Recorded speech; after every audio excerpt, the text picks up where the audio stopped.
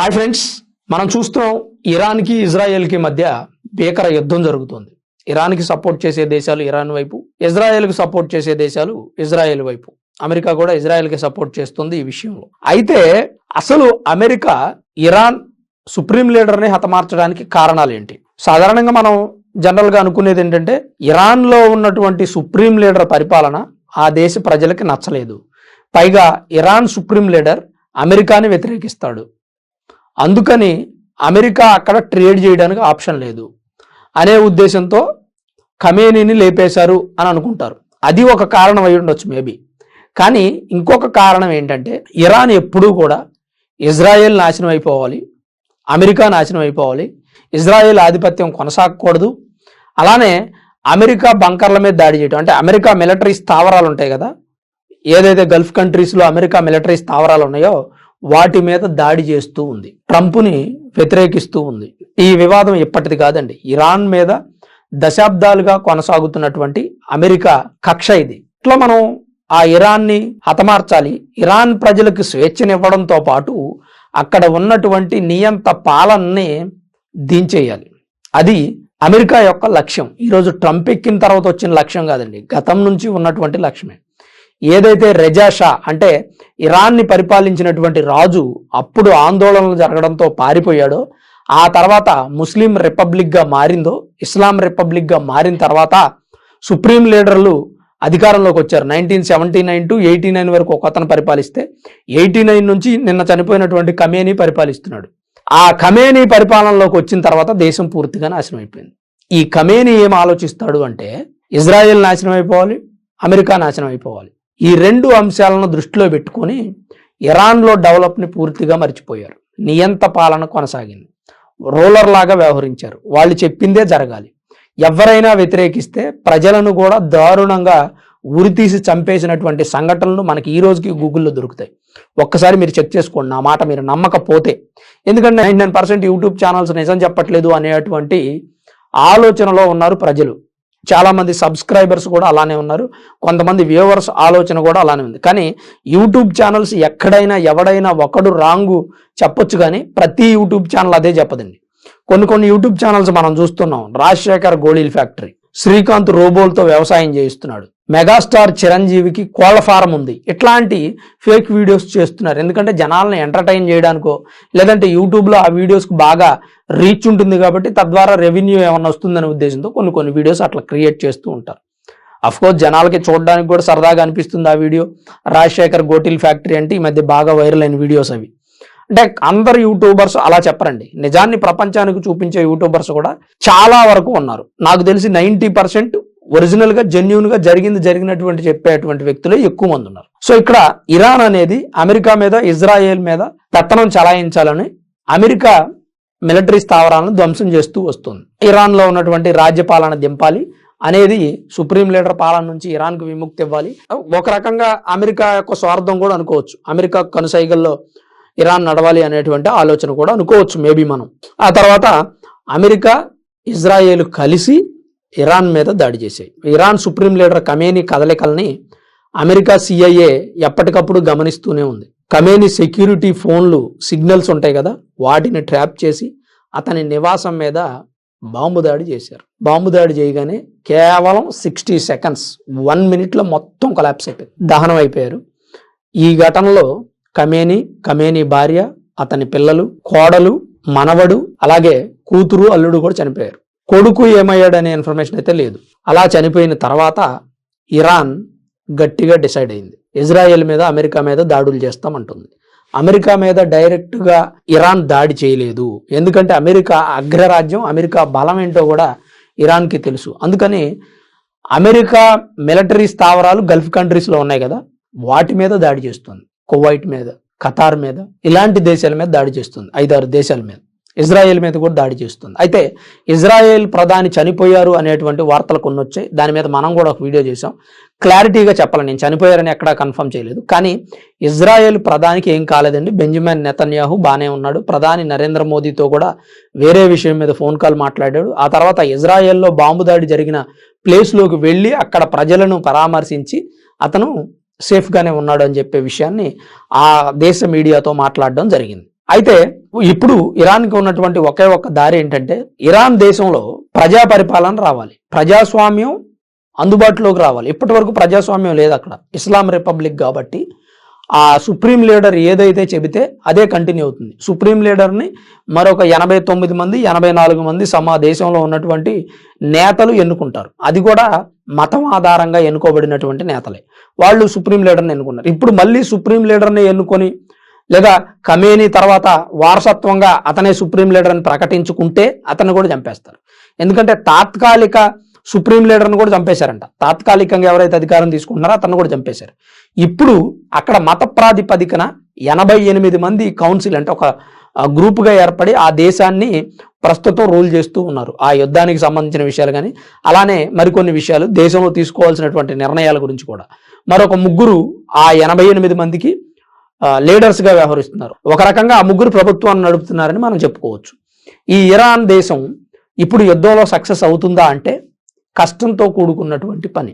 ఎందుకు అంటే ఇరాన్ దేశానికి సపోర్ట్ చేసేటువంటి దేశాలు చాలా తక్కువ. ఇప్పుడు బ్రిటన్ దేశం కూడా ఇజ్రాయెల్కే సపోర్ట్ చేస్తుంది, రష్యా కూడా ఇజ్రాయెల్కే సపోర్ట్ చేస్తుంది. ఇక ఇరాన్కి సపోర్ట్ చేసేది ఎవరు? షియా ముస్లిం కంట్రీస్ సపోర్ట్ చేస్తాయి. షియా ముస్లిం కంట్రీస్ ఎన్ని ఉన్నాయండి?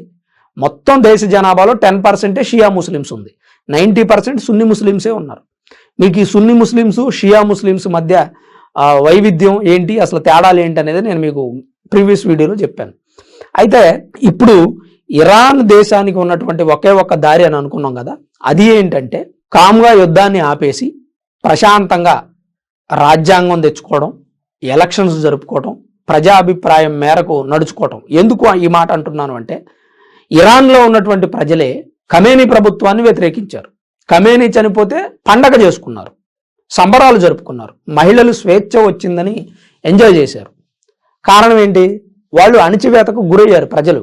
సో ఇక్కడ ఒక 50 సంవత్సరాలు వెనక్కి వెళ్ళినట్టయితే ఇరాన్లో ఆ పరిస్థితి లేదు.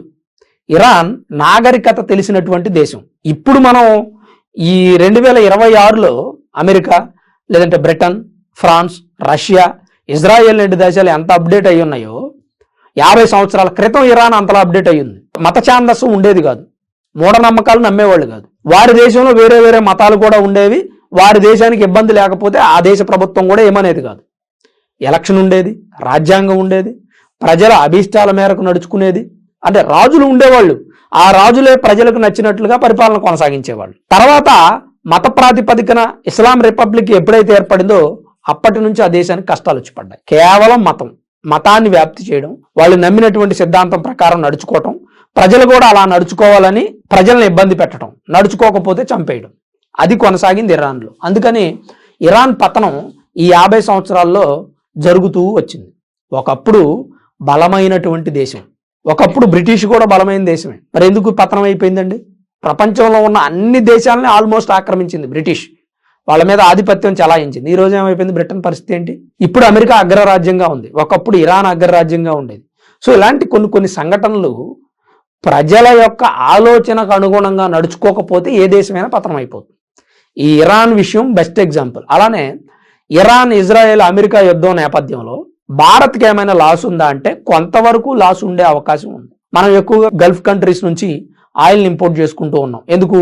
ట్రంప్ చెప్పాడు. ఆ ట్రంప్ ఏమో మనం ఆయిల్ ఇంపోర్ట్ చేసుకోకపోతే మన మీద సొంకాలు విధిస్తాడు. సో ఇక్కడ కొన్ని అంశాలను బేస్ చేసుకుని మనం రష్యా నుంచి ఆయిల్ కొనేది ఒక 25% తగ్గించి లేదా 50% తగ్గించి గల్ఫ్ కంట్రీస్ నుంచి కొంటూ ఉన్నాం. ఇప్పుడు ఆ గల్ఫ్ కంట్రీస్ ప్రమాదంలో పడ్డాయి. మనకి ఆయిల్ ఇంపోర్టు కష్టం అవుతుంది, తద్వారా ఆయిల్ రేట్లు పెరిగే అవకాశం ఉంది. అది జరగొచ్చు అని నేను కన్ఫర్మ్గా చెప్పను, కానీ కొంతవరకు అయితే అవకాశం ఉంది. అలానే భారతదేశ ప్రధానికి ముందే తెలుసు, ఈ పాయింట్ మనం మాట్లాడుకున్నాం. భారతదేశ ప్రధానికి ముందే తెలుసు ఇరాన్ మీద దాడి చేస్తారు అని, దాన్ని ఎందుకు ఖండించలేదు అని కాంగ్రెస్ వాళ్ళు కేంద్ర ప్రభుత్వాన్ని ప్రశ్నిస్తున్నారు.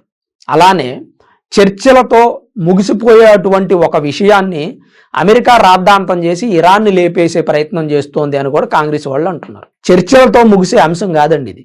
చర్చలతో ముగిసే అంశం అయితే అనేక సార్లు అమెరికా మిలిటరీ స్థావరాల మీద ఇరాన్ దాడి చేసింది. మరి అప్పుడే అమెరికా ఇరాన్ లేపేయచ్చు కదండి. ఎందుకు లేపలేదు అంటే చర్చల ద్వారా పరిష్కారం అవ్వలేదు ఈ విషయం, అందుకని యుద్ధం దాకా వెళ్లాల్సి వచ్చింది. ఇది ఒక అంశం. అలానే మూడవ ప్రపంచ యుద్ధం రాబోతుందా అని కొంతమంది వీడియోస్ అయితే చేస్తూ ఉన్నారు, యూట్యూబ్లో చూశాను నేను. మూడవ ప్రపంచ యుద్ధం వచ్చే అవకాశం అయితే లేదండి, 99% లేదు, ఏదైనా 1%. ఎందుకు అంటే అగ్రరాజ్యాలు, పెద్ద పెద్ద దేశాలు ఈ యుద్ధంలో పాల్గొనట్లేదు. ఇజ్రాయేలు, అమెరికా, ఇరాను, ఈ 3 దేశాలకు సపోర్ట్ చేసేటువంటి ఒక 2-3 దేశాలు. సో దానివల్ల మొత్తంగా 3 దేశాలకి మరో 3 దేశాలు సపోర్ట్ చేసినా కానీ 9 దేశాలు, ఈ ఒక 3 దేశాలు 12 దేశాలు. 12 దేశాల మధ్య జరిగేటువంటి వ్యవహారం ఇది.